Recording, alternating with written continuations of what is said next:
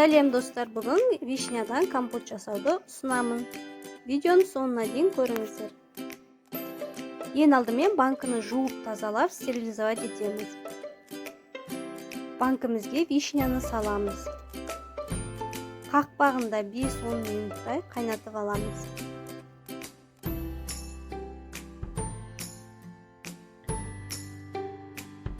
Қайнаған суды құямыз.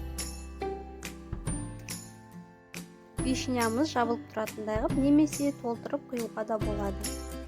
15 минутқа қойып қоямыз. 15 минуттан кейін суымызды төгіп тастаймыз.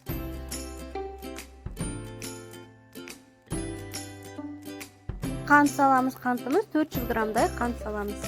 2 литр банкіге 400 грамдай қант кетеді.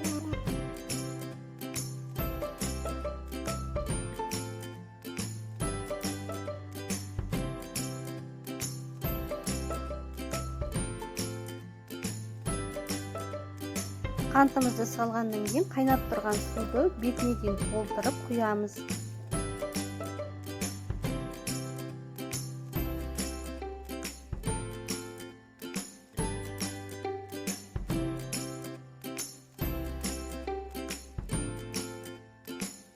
Суды құйғаннан кейін бір 5-10 минуттай тұру керек. Содан кейін қаппағын жақсылап шабамыз.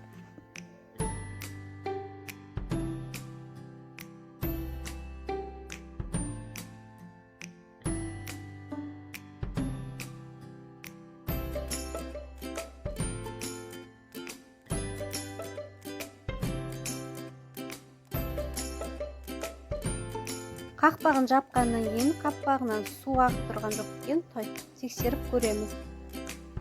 Аунатып тексерген кезде қолмен ұстап көреміз. Су болмаса, онда қаппағымыз дұрыс жабылды.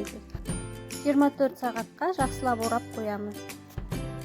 Видеоның соңына көргеніңіз үшін сіздерге рахмет. Менің каналыма тіркелуді ұмытпаңыздар. Әлі де жаңадан рецепттер болады.